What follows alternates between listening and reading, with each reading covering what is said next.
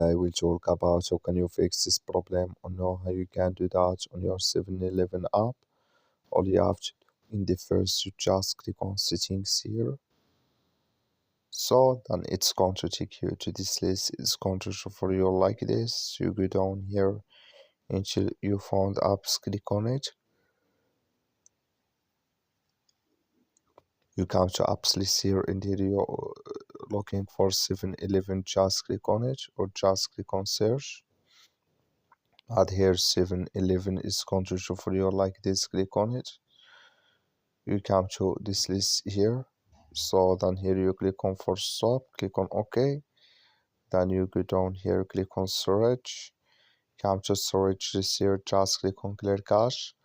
Then you just turn off your Wi-Fi and turn on it again, then it's going to work with you. As all, thank you for watching. Don't forget to support us by liking, subscribe.